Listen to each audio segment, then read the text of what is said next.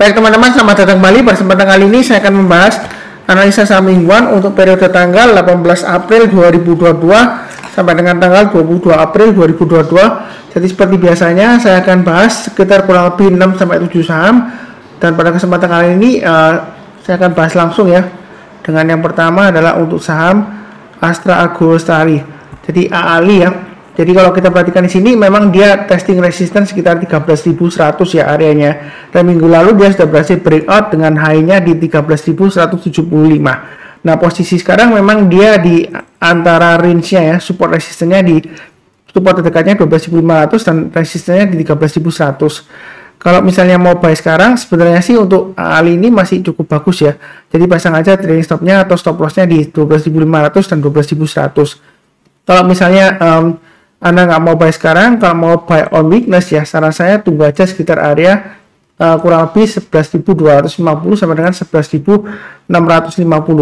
Jadi sebenarnya memang ini kalau kita perhatikan ya, sebelumnya dia naik tinggi, kemudian minggu depannya lagi dia koreksi ya, sempat nyentuh di 11.250. Jadi kita tungguin aja kalau yang mau buy on weakness, misalnya kalau takut buy sekarang ya, tunggu di 11.650, kalau dia koreksi berhasil rebound kita buy ya, seperti ini ya. Atau sekitar 12.100 ya, kurang lebih ya kalau nggak dikasih ya. Jadi ini area buy on weakness-nya saya kasih 2. Kalau misalnya buy on weakness nggak dikasih dan minggu ini dia berhasil breakout lagi ke atas 13.100, boleh buy ya, seperti itu ya. Bagi yang belum punya, buy-nya pertama aja kalau dia berhasil breakout ke atas 13.175, boleh tambah lagi atau average up ya. Target price berikutnya untuk AALI ini masih memungkinkan ke 14.000 dan 14.700. Jadi sejauh ini kalau kita lihat masih cukup bagus ya. Jadi sebenarnya untuk AALI ini sudah saya gambarkan, ini rounding bottom ya. Kalau dia berhasil breakout, target price-nya ini kurang lebih sudah tercapai ya minggu lalu ya. 13.100 ke atas sudah tercapai. Jadi kalau dia berhasil breakout lagi lanjut ke atas, jadi dia akan mencapai target berikutnya di 14.000 dan 14.700. Jadi target rounding bottom ini sudah tercapai ya. Selamat yang ikutin saya. Harusnya sudah baik, lumayan ya, tambah lagi, dan ini target price-nya sudah tercapai. Nah, kalau misalnya masih hold, jangan lupa pasang trading stop-nya di 12.500 dan 12.100. Kalau yang mau buy weakness ya, tunggu di area 12.100 atau 11.650. Kalau nggak dikasih ya, kita buy high sell higher. Ya, strateginya seperti itu. Nah, ini support resistance-nya untuk weekly-nya. Kurang lebih seperti itu ya. Nah, jadi berikutnya untuk daily-nya kurang lebih sama ya, saya pakai acuannya ya.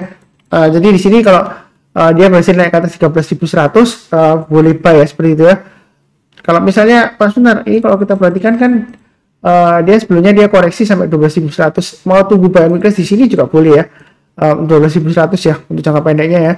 Nah, jadi kalau dia koreksi berhasil rebound, bahkan kita buy naik ke atas 12.500, kita tambah lagi, atau sekalian kalau dia berhasil breakout ya, breakout ke atas 13.100, kita buy naik lagi ke atas 13.175, tambah lagi ya. Target price berikutnya masih tetap sama di 14.000 dan 14.700. Jadi sejauh ini trennya masih cukup bagus untuk AALI ya. Kalau misalnya takut ya tunggu aja area buy weakness di 12.100 atau 11.650 atau 11.250 ya. Tapi kalau 10.900 saran saya sih terlalu bawah ya.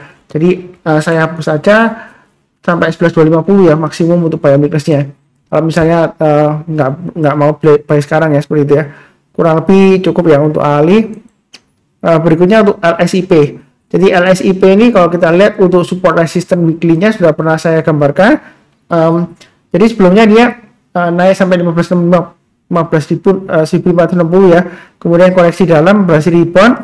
Nah, di sini kalau kita perhatikan ya, dia berusaha untuk breakout lagi ke atas 1.500. Sebenarnya sih dalam minggu ini kalau dia berhasil breakout ke atas 1.500 ya, naik lagi ya, kita boleh buy. Bagi yang belum punya atau kayak mau tambah lagi silakan ya.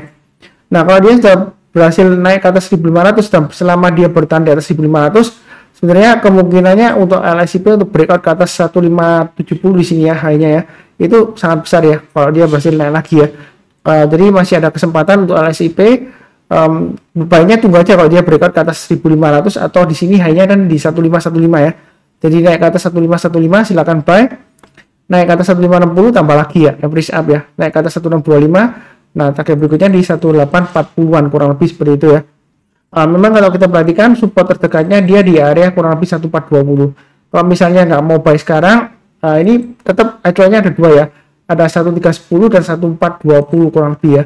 Artinya kalau dia koreksi seperti ini ya, dari atas dia koreksi kemudian rebound, ini kurang lebih 1310 tercapai ya. Jadi kalau dia berhasil rebound, di sana kesempatan kita untuk buy ya, seperti itu ya. Istilahnya buy on weakness, kalau dia koreksi pullback berhasil rebound, barusan kita buy atau di area 1420. Kalau mau buy high sell higher ya tunggu sekalian breakout ke atas 1515 buy, naik ke atas 1570 atau ikutin garis saya 1560 ya, boleh tambah lagi atau average up naik ke atas 1625. Target price berikutnya lumayan lancar ke 1840 ya. Ini kalau saya ambil 1840 ini mundur ke belakang kurang lebih di masa kejayaannya dulu ya, tahun 2016an ya. Jadi masih ada peluang untuk LSIP untuk naik lebih tinggi lagi, kurang lebih seperti itu. Kalau kita perhatikan untuk daily chartnya, area buy on weakness saya sebutkan di 1350. Memang garisnya agak sedikit berbeda ya antara yang weekly dengan yang daily. Di sini kalau kita perhatikan, kalau mau buy on weakness nggak mau buy sekarang karena ini dekat resistennya ya 1500 ya garis saya ya. Buy-nya tunggu aja di 1420 atau 1350. Jadi kalau dia koreksi di bawah 1420 atau 1350, kalau berhasil rebound barusan kita buy. Kalau belum mantul, belum rebound ya kita jangan buy dulu. Atau kalau dia berhasil naik ke atas 1515, kita bisa mulai buy. Buy-nya bertahap aja, naik ke atas 1560 atau pakai acuan swing high di sini ya. Naik ke atas 1570 kita tambah lagi atau average up. Jadi strateginya seperti itu. Garis-garis yang sudah saya berikan ini untuk acuan untuk pemasangan trailing stop dan stop loss, dan juga untuk istilahnya kalau dia koreksi, kalau berhasil rebound ya itu ada area buy on weakness-nya ya. Saya kotakin di sini ya 1420 dan di sini 1350 masih tetap sama ya. Kalau misalnya nggak mau buy sekarang, tunggu koreksi, kalau pullback berhasil rebound barusan kita buy ya, seperti itu ya. Kalau belum rebound ya kita jangan buy dulu. Atau kalau nggak dikasih ya kita buy high sell higher ya. Strateginya seperti itu, kurang lebih cukup. Berikutnya untuk Clio ya. Jadi Clio ini terus terang aja salah satu emiten favorit saya ya. Jadi memang kalau dia posisi sekarang itu sebenarnya masih resiko ya. Dia masih cenderung sideways di jalur downtrendnya, karena ini arahnya masih cenderung lesu ya di bawah ya, seperti itu ya. Jadi sebenarnya untuk Clio apakah aman Pak Sundar kalau mau buy sekarang? Nah, kalau kita perhatikan di sini, kalau misalnya Anda buy sekarang ya kita perhatikan pakai acuan stop lossnya di sini ya 420 ya. Jadi kalau dia turun di bawah 420 dan maksimum di 412 ya, jual dulu, itu ya bagian sudah punya. Kemudian kalau yang belum punya, kalau mau buy sebenarnya lebih amannya tunggu aja kalau dia berhasil breakout naik ke atas 446 ya. Jadi kalau dia berhasil breakout ke atas 446 ya, kita boleh buy, buy-nya bertahap aja. Target price berikutnya kurang lebih sekitar area 470, dari sini kurang lebih sekitar area 500-an ya, 498 sampai dengan 500. Jadi untuk Clio ini masih ada harapan, memang masih cenderung sideways di bawah ya, seperti itu ya. Tapi kalau saya lihat di sini, kalau dia minggu ini berhasil breakout ke atas 446 ya, itu menarik untuk buy ya bagi yang belum punya ya. Kalau yang mau spekulasi buy on weakness sekarang boleh saja, tapi jangan lupa pasang stop lossnya di 420 dan 412. Itu untuk Clio ya. Mudah-mudahan aja lancar, karena selama dia bertahan di atas 420 masih ada kemungkinan dia akan rebound lagi ke paling tidak ke 470 ya. Ya mudah-mudahan dikasih lagi ke 498 ya resistennya. Kurang lebih seperti itu untuk Clio. Oke, berikut sebentar saya lihatkan di daily chartnya ya. Jadi untuk daily chartnya area buy weakness sudah saya sebutkan di 430 ya. Ini harusnya sudah kena ya, karena saya sudah sebutkan sebelumnya kalau dia berhasil rebound atau mantul ke atas 430, buy, naik ke atas 436 tambah lagi atau average up ya. Nah di sini kalau misalnya mau buy ada dua pilihan, tunggu lagi area buy weakness-nya di 430 ya. Kemudian kalau dia berhasil rebound atau mantul barusan kita buy. Kalau dia belum berhasil rebound atau mantul kita jangan buy dulu. Jadi di sini kalau dia berhasil breakout lagi naik ke atas 446, yang mau tambah lagi atau average up ya boleh ya. Atau yang kalau belum punya, kalau mau buy high sell higher ya silakan ya. Naik ke atas 446 buy, naik ke atas 458 tambah lagi dan seterusnya. Jadi garis-garisnya ini sudah saya berikan, tinggal eksekusi aja ya, pasang automatic order ya, seperti itu ya. Jadi selama dia bertahan di atasnya 430 menurut saya sih masih cukup bagus ya. Ini kalau daily-nya. Memang dari weekly dan daily garisnya berbeda ya. Jadi jangan bingung, tergantung Anda sih. Kalau Anda misalnya satu minggu satu kali cek chart ya, nggak mau terlalu bingung ya, pakai weekly-nya aja ya, ini ya 420 446 ya range-nya ya. Atau tunggu sekalian breakout ya bersampai. Atau kalau Anda mau pakai daily chart-nya ya juga boleh ya, garis-garisnya kurang lebih seperti ini. Jadi agak sedikit berbeda tapi jangan bingung ya, seperti itu kurang lebih. Oke, berikutnya untuk ULTJ ya. Jadi Ultra Jaya ini ya. Sebenarnya Ultra Jaya ini masih testing area resistennya 1500 ya. Sebelumnya saya sudah pernah bahas ya, untuk OLTJ ini kalau dia berhasil naik ke atas 1500, menurut saya sih cukup menarik ya. Memang sejauh ini dia beberapa minggu terakhir dia susah ya untuk naik ya. Naik sebentar kemudian turun lagi, naik turun ya. Nah, saya rasa sih dalam 1-2 minggu depan, selama dia bertahan di atas 1450, kalau yang suka istilahnya buy on weakness di bawah ya mau buy sekarang boleh, tapi pasang stop lossnya di 1450 ya, seperti itu. Kalau dia turun bayar 1450, lebih baik jual dulu semuanya untuk ULTJ, karena kalau dia turun di bayar 1450 itu turunnya bisa dalam ya, seperti ini dulu ya. Resistennya kalau dia bertahan di atasnya 1500, ULTJ ini salah satu emiten yang cukup menarik ya. Dia bisa target price-nya kurang lebih sekitar 1600 bisa, dan bahkan sampai 1700-an seperti itu ya, kurang lebih ya. Jadi ULTJ ini memang masih lesu, jadi belinya bertahap aja, jangan terlalu agresif ya. Ini support resistennya untuk weekly-nya. Kemudian kalau untuk daily-nya, saya sudah gambarkan kurang lebih hampir sama. Jadi ini masih testing resistance 1500, susah banget ya. Dia naik kemudian turun, naik turun di sini jentuh ya. Nah, sebenarnya sih kalau mau spekulasi pada sekarang nyicil aja istilahnya gitu ya. Jadi nyicilnya itu bertahap, dalam arti kalau buy sekarang, kalau dia turun jangan di average down, pasang stop lossnya di 1450. Tapi kalau dia naik ya, berhasil breakout ya, kalau kita lihat, saya gambarkan kurang lebih areanya ya. Ini untuk daily chartnya naik ke atas 1530, mau tambah lagi atau average up silakan ya. Kemudian kalau dia berhasil naik lagi ke atas 1550, tambah lagi ya, seperti itu ya. Jadi kalau dia sudah berhasil naik ke atas 1550, kemungkinan besar dia bisa target paling tidak di 1625 ya. Yang mudah-mudahan dia bisa sampai ke 1725. Jadi belinya bertahap aja. Beli sekarang boleh, pasang stop lossnya 1450, naik ke atas 1530, tambah lagi, naik ke atas 1550, tambah lagi ya. Target terdekat di 1625. Itu untuk ULTJ ya, seperti itu ya. Ya, mudah-mudahan lancar. Terus terang saya untuk ULTJ saya juga sudah mulai nyicil buy ya, seperti itu ya. Memang kecenderungan masih lesu ya isinya, tapi saya lihat ini servicenya masih cukup menarik ya, walaupun agak sedikit bahaya ya, karena dia di bawahnya 1500. Selama dia di bawah 1500 sebenarnya masih resiko, makanya saya bilang baiknya bertahap aja, jangan terlalu banyak ya, seperti itu ya. Karena sebelumnya di sini dia nyentuh kemudian rebound ya. Setiap kali kalau dia bertahan di atas 1500 masih ada kemungkinan untuk naik ke atas 1550, paling tidak ya targetnya sekitar 1600-an tercapai lah, seperti itu ya. Kalau kita lihat di sini ini 1595 ya. Ya paling tidak 1550 lah, seperti itu ya. Kurang lebih sih cukup ya untuk ULTJ. Oke, berikutnya untuk SHS ya, S Hardware Indonesia. Jadi ini weekly chart-nya untuk S Hardware ya. Kalau kita perhatikan memang ini arahnya masih downtrend. Jadi kalau mau buy S Hardware sekarang ya, kalau kita perhatikan itu sebenarnya masih cukup resiko ya. Jadi lebih baik tunggu aja kalau dia naik ke atas 1190 barusan kita buy ya. Ini kalau dari weekly-nya. Jadi kalau naik ke atas 1190 ya, kita buy, kemudian target price-nya di 1305. Kalau dia naik lagi kita tambah lagi atau average up, target berikutnya di 1395. Kalau dia berhasil rebound lagi, target berikutnya di 1500. Jadi ini support resistennya saya berikan untuk weekly-nya atau mingguannya. Jadi beda ya nanti dengan daily-nya. Jadi belinya mulai dari kalau dia naik ke atas 1190. Kalau dia berhasil naik ke atas 1190, lebih baik jangan beli dulu ya, seperti itu ya. Nah, kalau sudah terlanjur punya ya pasang aja trailing stop-nya atau stop loss-nya di area kurang lebih 1000, saya pakai acuan 1120 ya, yang mana adalah high-nya 2 minggu yang lalu ya. Kalau dia turun lagi bawah 1120, lebih baik jual dulu sebagian ya. Kalau dia turun di bawah 1150, turun di bawah 1050 ya, jual dulu semuanya. Itu untuk S Hardware kalau dia sudah punya.